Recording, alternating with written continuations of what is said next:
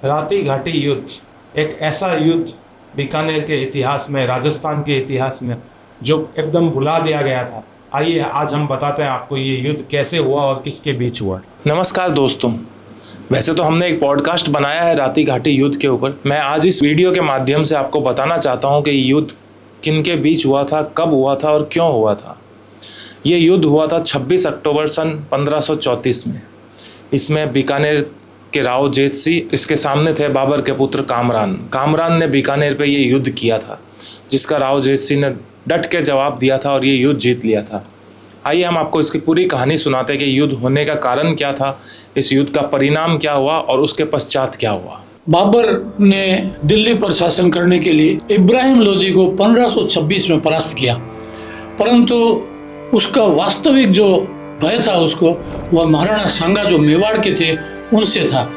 1527 में बाबर ने महाराणा सांगा पर आक्रमण किया। भरतपुर से 15 किलोमीटर दूर खानवा के मैदान में युद्ध हुआ। बाबर का केंद्र उस समय तक लाहौर था, हालांकि वो दिल्ली जीत ली थी उसने। लाहौर के राजा ये समझते हैं कि जैसलमेर बीकानेर हमारी मुट्ठी में है। बाबर ने जैसलमेर के राजा को और बीकानेर के जेत सिंह को पत्र लिखा कि मेरे जीवन का महत्वपूर्ण युद्ध है, आप आओ। जैसलमेर तटस्थ रहा, परंतु राव जेत सिंह ने अपने बेटे कल्याण बल को 3000 सेना के साथ में राणा सांगा की सहायता में भेज दिया। कल्याण बल शरीर से अत्यंत विशालकाय था, इतना भारी कि उसको घोड़े पर चढ़ाने के लिए 3-4 लोग चाहिए। तो जेत सिंह ने चुने हुए 3000 योद्धा भेजे और जब खानवा युद्ध हुआ उसमें कल्याण बल वो व्यक्ति था जिसने सबसे पहले बाबर की तोपों पर कब्जा करके उनको शांत किया। तो वो बाबर के ध्यान में आ गया। उसने कहा कौन है कि जेत सिंह का बेटा। युद्ध समाप्त हुआ, राणा सांगा पराजित हो गए और बाबर ने पहला आक्रमण बीकानेर पर किया। रास्ते में भयानक नरसंहार, बर्बरता, बलात्कार करते हुए नागौर को जीता। तभी यहाँ पर आंधियाँ चलने लगी, तो उसके साथ विद्वान लोग थे।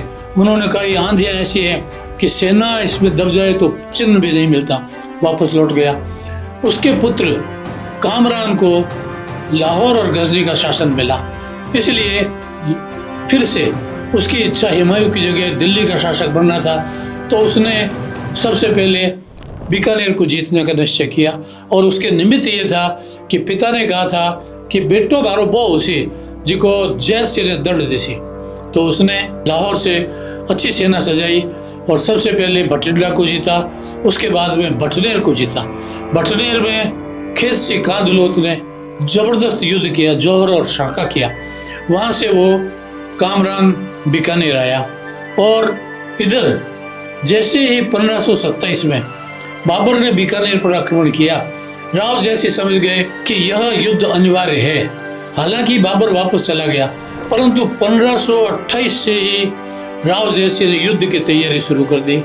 और जिस समय भटिंडा को उसने जीता, उससे पहले राव जैसे ने उन सब शक्तियों को फिर से निमंत्रण दिया जिन्होंने खानवा युद्ध में भाग लिया था। उन्होंने हाड़ौती को, उन्होंने मेवाड़ को, उन्होंने बूंदी को, उन्होंने अजमेर को, जोधपुर को और अमरकोट को, अर्थात जो राजस्थान की जितनी भी शक्तियां थी उन सबको निमंत्रण दिया। निमंत्रण जो होता है वीरों के लिए, तो वर्णानु मंगल गिणे समर चढ़े मुखनूर, तो निमंत्रण पर सब उमड़ कर आए। तो इस प्रकार राव जैत सिंह ने एक बड़ी सेना एकत्र की और फिर उसने अपनी सेना के 108 सेनापति बनाए।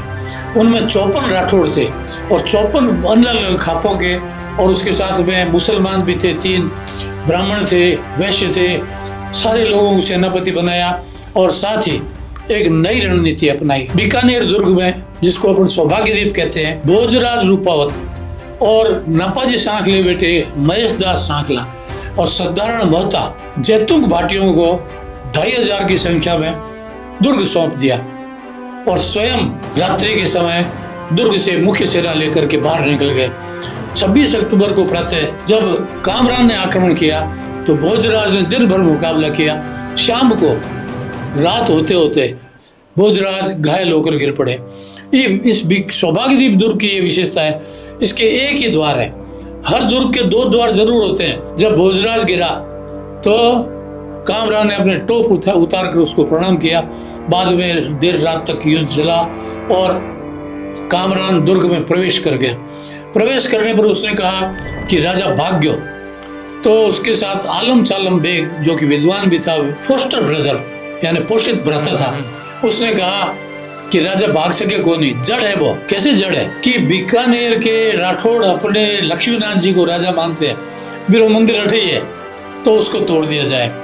अब वह उस समय छोटा सा मंदिर था क्योंकि बीकानेर की आय कम थी, परंतु बोथरा जो कि उनके मंत्री थे बीका जी के, उनके द्वारा बनाया हुआ सुमतिनाथ का मंदिर, जो अपन मंदिर जाते हैं तो देखते हैं भव्य एक मंदिर बाएं हाथ की ओर बना हुआ है, उसको लक्ष्मीनाथ का मंदिर तोड़ के उसको उसने ध्वंस कर दिया और विजय बनाई और आनंद में डूब गया। राव जयसिंह ने अर्धरात्रि को वापस अपने 108 सेनापतियों को लेकर के अर्धरात्रि को हमला किया।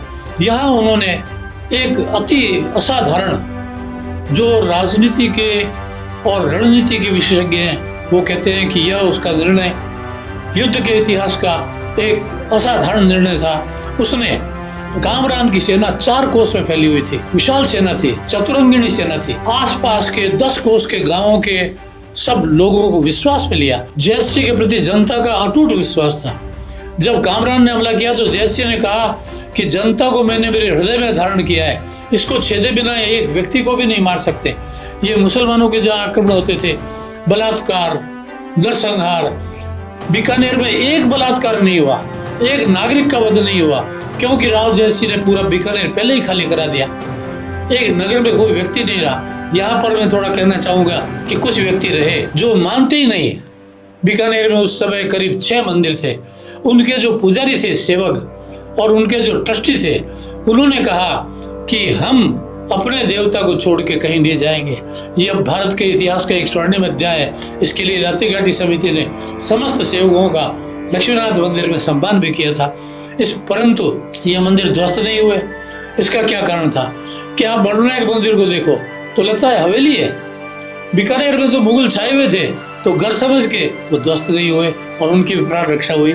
इस अर्धरात्रि युद्ध में उन्होंने 10-10 कोस में फैली हुई जो अपनी जनता थी उससे आग्रह किया, ठीक आधी रात में हम लोग 12 बजे, तो भी उस समय आप अपने बैलों के सींगों पर मसाले बांधो और जिनके ऊंट है, ऊंट पर पलाण बन के उस पर नगाड़े बजाओ और 3-3 एक ऊंट पर 3-3 मसाल लगाओ और फिर इस युद्ध क्षेत्र के चारों ओर एकदम गजब गुड़दौड़ मचा दो। 4 कोस में फैली हुई सेना को 10 कोस, इसने चक्रव्यूह बनाया था कामरान ने, परंतु 10 कोस के अंदर लपट झपट करके और आंधी से आकाश भर गया। ये पहाड़ी सैनिक ये समझ ही नहीं पाए कुछ। और इसी समय राव जयसिंह ने आक्रमण किया। यद्यपि उसके 100 गुलबंधारी, रेशमी गुलबंधारी अमीर थे कामरान के, जो उस पर अपने प्राण न्यौछावर करते थे, और कामरान ने अपने 72 सेनापति बनाए थे, वो उस पर प्राण न्यौछावर करते थे। उन्होंने फिर भी युद्ध किया और युद्ध ये रात को 3 बजे तक चला। इस प्रकार राती घाटी युद्ध एकमात्र युद्ध है जो लगभग 21 घंटे चला। हमारा खानवा युद्ध शाम रात तक चला, क्योंकि वहाँ लोग सौगंध खाकर गए थे कि हम मरते हुए वापस जीवित नहीं आएंगे। पृथ्वीराज का युद्ध शाम को 5 बजे तक खत्म हो गया। दक्षिण भारत में विजयनगर साम्राज्य का महान युद्ध था, हम्पी साम्राज्य नष्ट हुआ, वो शाम होते होते खत्म हो गया। हल्दी घाटी युद्ध सूरज ढलने से पहले खत्म हो गया। यह युद्ध 21 घंटे चला और फिर स्थिति ऐसी हो गई कि राव जयसिंह स्वयं बादशाह के शिविर पर पहुंच गया। उस समय जब कामरान ने बाहर निकल के देखा तो उसका एक भी अंगरक्षक जीवित नहीं था। जयसिंह ने अनेक प्रकार की रणनीतियां बनाई। उसमें एक ये था कि जयमल मेड़सिया, जो बाद में चित्तौड़ के महानायक थे, तो जयमल की मूर्ति अकबर ने आगरा के किले में लगाई थी, जयमल और पत्ता की। ये जयमल जो थे, इनको उन्होंने एक नया काम दिया। वह काम था राह भेदी जयतमाल। हे जयमल, तू राह भेद, रास्ता बना मेरे लिए, इस सेना में घुसे कैसे। तो उसके साथ चुने हुए राव जयसिंह के 13 में से 8 बेटे इस युद्ध में सम्मिलित थे। वो किशोर नौजवानों की फौज थी। उन्होंने सूची व्यू बनाकर इस युद्ध में प्रवेश किया और वो सीधे उसके छाती पर जा पहुंचे। फिर भी भयानक युद्ध हुआ, दोनों ओर के काफी लोग शहीद हुए और अंत में ये भयानक युद्ध हुआ जिसकी आप कल्पना नहीं कर सकते, इस तरह का युद्ध हुआ। अंत में उसके सेनापतियों ने कहा कि आपको अब बीकानेर छोड़ देना चाहिए। तब कामरान ने कहा यहाँ मेरी याद रहनी चाहिए, ये स्मृति होनी चाहिए कि बीकानेर में कामरान आया था। कामरान का डेरा उस समय भुजिया बाजार में था, जिसको आजकल हम भुजिया बाजार कहते हैं। बड़ा बाजार एरिया, बड़ा बाजार के अंदर भुजिया बाजार।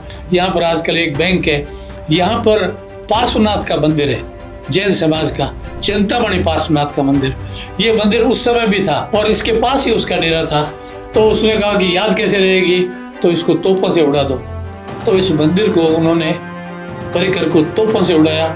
और हमारे पास जो शिलालेख का एकमात्र प्रमाण है वो चिंतामणि पार्श्वनाथ जैन मंदिर है। 1991 में यह मंदिर ध्वस्त हुआ और एक वर्ष में जो मंत्री नगराज बोथरा था, उसकी पत्नी ठियूल थी, उसने यज्ञ में बैठ करके इसका पुनर्निर्माण कराया। इसका विशाल शिलालेख मंदिर पर आज भी लगा हुआ है, यह हमारा प्रमाण है। बाकी साहित्यिक प्रमाण की दृष्टि से चारण समाज ने अगणित साहित्य की रचना की और उसमें शौर्य और उसके साथ इतिहास और उसके साथ में हमारे तथ्यात्मक पथ, इस प्रकार यह युद्ध लड़ा गया और विजय हुई। और इस विजय का परिणाम यह हुआ कि उसके बाद भारत की पश्चिमी सीमा से जयसिंह ने लौह और रक्त से जो सीमा खींची, उससे आज तक कोई आक्रमण नहीं हुआ और यह सीमा अभेद्य हो गई।